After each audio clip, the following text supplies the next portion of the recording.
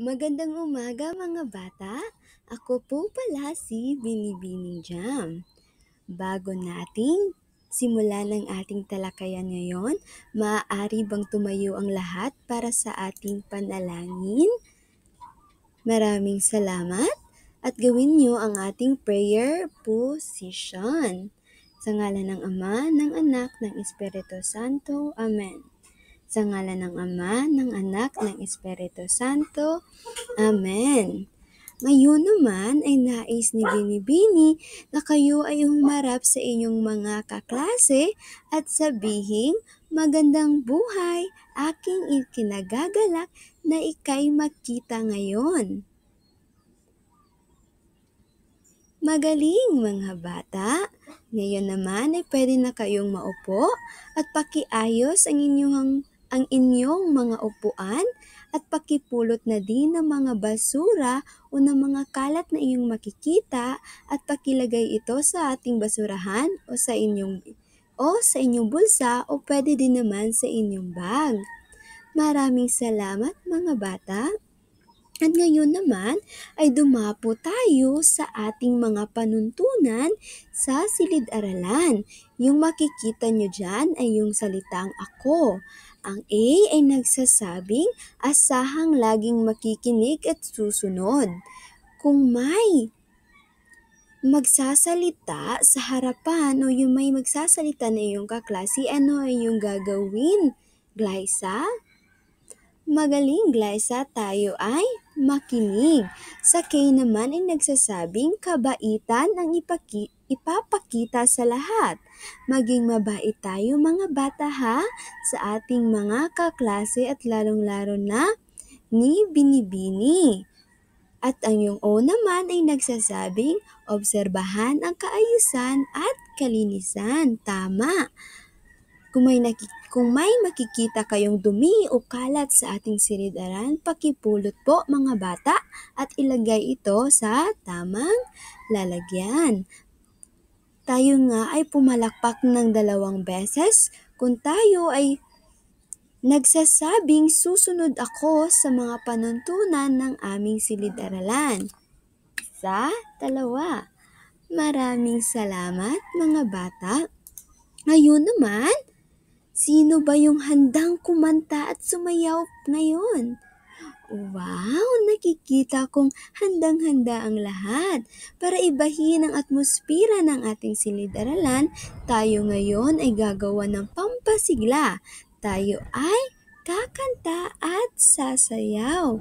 Huwag kayong mag-alala mga bata.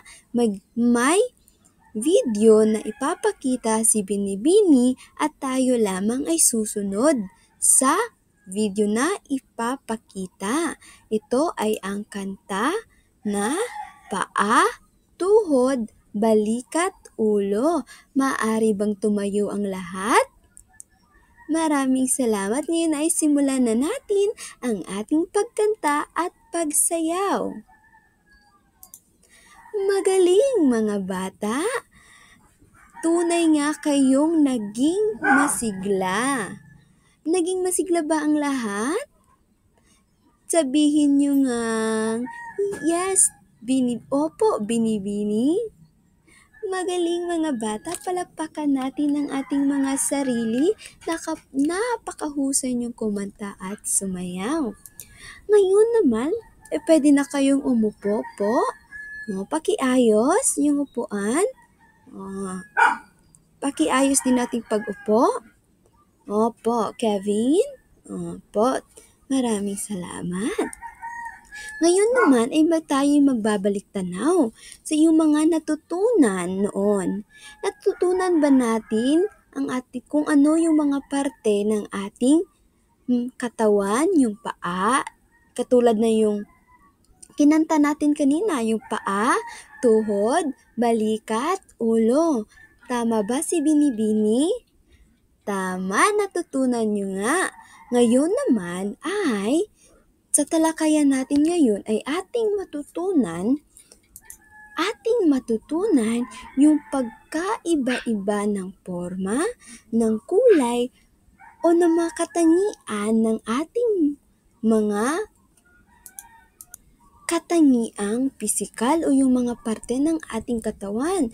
Di lang yun, pati na rin yung mga pangangailangan, interes o kakayahan ng bawat isa sa atin. Pero bago iyan, ito muna ang ating pamantayang pangnilalaman. Sa pagtatapos ng talakayan bilang mag-aaral, nauunawaan na ang bawat tao ay may individualidad o sa Ingles ay tinatawag na individuality. Ngayon naman sa ating pamantayan sa pagganap, sa pagtatapos ng talakayan bilang mag-aaral, na ipapamalas na ang bawat tao ay may individualidad. Ngayon naman dumapo tayo sa ating kasanayang pagkatuto. Sa pagtatapos ng talakayan bilang mag-aaral, na ilalarawan na bawat tao ay may iba't ibang katangiang pisikal, pangangailangan, interes at kakayahan. Ngayon, dito naman tayo sa layunin sa pagkatuto. Sa pagtatapos ng talakayan bilang mag-aaral, iyong natutukoy ang iba't ibang katangiang pisikal, pangangailangan, interes at kakayahan ng bawat batang Pilipino. Sa susunod naman ay nabibigyang halaga ang iba't ibang katangiang pisikal, pangangailangan, interes at kakayahan ng bawat tao at ang panghuli ay nakabubuo ng puzzle na nagpapakita ng iba't ibang katangiang pisikal, pangangailangan, interes at kakayahan ng bawat taong o bawat batang Pilipino. Ngayon naman ay gagawa tayo ng isang aktibidad o ng isang laro o tinatawag din nating isang gawain at ito ay tinatawag na ang kanilang pagkakaiba. Ano ang inyong gagawin? Bumapo tayo sa panuto mga bata. Una ay kayo ay hahatiin sa 3 grupo.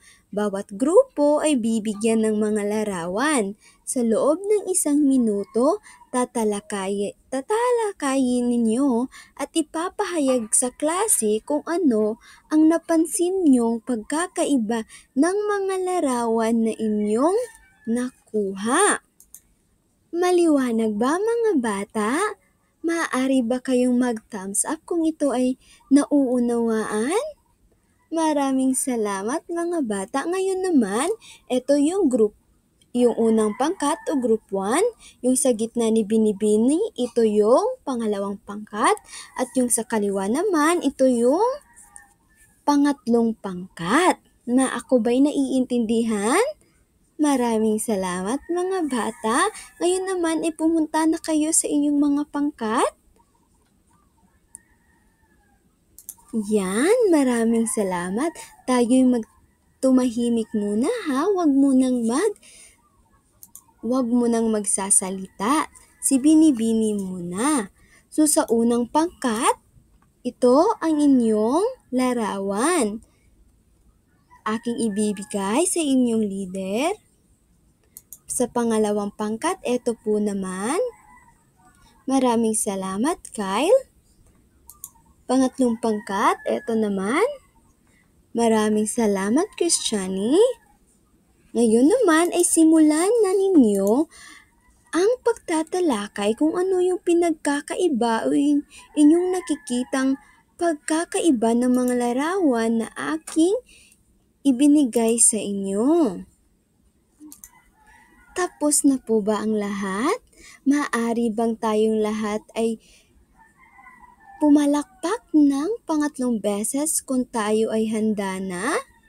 1, 2, 3. Maraming salamat mga bata. Ngayon naman sa unang pangkat. Pupunta at tayo sa unang pangkat. Ang larawan na ibinigay ni Binibini ay ang batang sina Ben at Brian. Ano ay yung napansin sa larawan na aking ipinapakita? Unang pangkat? Yes, Kayla. Tama, si Brian ay may maitim na buhok. at may kayumangging balat, habang si Ben naman ay medyo mistiso, maputi. Maraming salamat, Kayla. At tunay ngang may pagkakaiba ang dalawang batang sina Brian at Ben. Ngunit mga bata, lalong-lalo na sa unang pangkat, nais na itanong ni Binibini, kahit ba magkaiba sina Brian at Ben, na medyo kayumanggi ang kulay balat ni Brian at maputi naman si Ben, ay pwede nating laitin si Brian? Yes, Jara. Tama, hindi, sapagkat tayo ay maging magalang at rumespeto kahit tayo ay may iba't ibang katangiang pisikal. Maraming salamat, unang pangkat. Ngayon naman sa pangalawang pangkat, ano inyong mga napanita? Yes, Lay. Tama, yung unang larang damit. Sa iba naman, sa pangalawang larawan, ito ay sirang bahay, yung mga junk foods, at mga punit na damit. Maraming salamat, Lay. Sa pangatlong pangkat naman, ay yung nakikita. Parehas, ngayon naman ay dumapo tayo sa mga gabay na tanong at akin na itong naitanong kanina. Ano ang napansin nyo sa larawang ipinapakita ko? Yes, Charis. Tama, ang mga larawan na aking ibinigay ay may pagkakaiba. Palakpakan natin si Charis, mga bata. Ngayon naman, magkakatulad ba o magkaiba ang mga bata at bagay sa larawan at bakit? Yes, Ira? Tama, tunay na ito'y magkakaiba dahil ito'y nagtataglay ng iba't ibang katangian. Maraming salamat, Ira. Tunay ngang ika'y magaling. Ngayon naman, kahit magkakaiba tayo ng itsura, kakayahan at hilig, pareho pa rin ba tayong mahalaga? At bakit? Yes, Charis. Tama, si Charis. Palakpakan natin si Charis, mga bata. Kahit tayo'y magkakaiba ng hitsura o ng mga katangiang pisikal, yung magkakaiba tayo ng interes at kakayahan, ay tayong lahat ay mahalaga. Kaya tayo ay maging mabait at huwag manlait, ha, mga bata? Ang naiintindihan ba si Binibini? Maraming salamat. Magaling. Ngayon naman, tayo'y makinig sa isang kwento. May kwentong babasahin si Binibini. Pagkatapos ay sa parehong pangkat, huwag kayong umalis muna, ha? Unang pangkat, dyan muna, pangalawa at pangatlo. Pagkatapos basahin ni Binibini ang kwento, ay may mga gabay na tanong ang bawat pangkat. Yung unang pangkat ay eto, aking ibibigay. Pangalawang pangkat, eto naman. Pangatlong pangkat, eto naman. Handa na ba tayong makinig, mga bata? 1, 2, 3, zip your mouth. Akin na yung susi. Maraming salamat, mga bata. Magaling. Simulan na natin ang ating kwento. Sa ating kwentong, si Ben at Brian. At yun ang ating kwento ng dalawang batang si Ben at Brian. Ngayon naman ay dumapo tayo sa ating mga gabay na tanong. Para sa unang pangkat, ang tanong ay, sino-sino ang dalawang magkakaibigan? Ilarawan nyo nga ang kanilang pisikal na katangian. Yes, Samantha. Tama, ang dalawang magkakaibigan ay sina Ben at Brian. Palakpakan niyo niya si Sam. Maraming salamat sa mapakagaling mo. Tunay nga, sina Ben at Brian.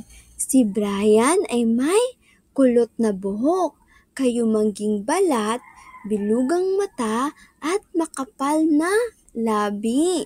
Si Brian yung nandito, habang si Ben naman ay may maputi, tuwid na buhok, manipis ang labi at medyo hindi kalakihan ang mata at mahilig siya ito si Ben. Maraming salamat, unang pangkat. Ngayon naman ay pumunta tayo sa pangalawang pangkat. Ano ang pangangailangan ang ipinakita sa kwento ng dalawang bata? Mga dalawang bata. Yes, Claire? Tama, Claire. Napakagaling ni Claire. Ating palakpakan si Claire. Maraming salamat, Claire. Tunay nga, si Brian ay mahilig sa masustansyang pagkain, habang si Ben naman ay kadalasang kumakain o bumibili ng mga junk foods. Maraming salamat, ikalawang pangkat. Ngayon naman ay dumapot tayo sa pangatlong pangkat. Ano ang mga interes ng dalawang bata? Yes, Rhea. Tama si Rhea, mga bata. Napakagaling, ating palakpakan si Rhea. Tunay ngang si Brian ay mahilig kumanta, habang si Ben naman ay mahilig siyang sumayaw. Napakagaling niyo, mga bata. Ating palakpakan ng ating mga sarili. Tunay na kayo ay nakinig sa ating kwentong ng dalawang magkaibigang si Ben at Brian. Ngayon naman ay ating tatalakayin ang bawat tao ay natatangi, iba't ibang katangiang pisikal, pangangailangan, interes at kakayahan ng batang Pilipino.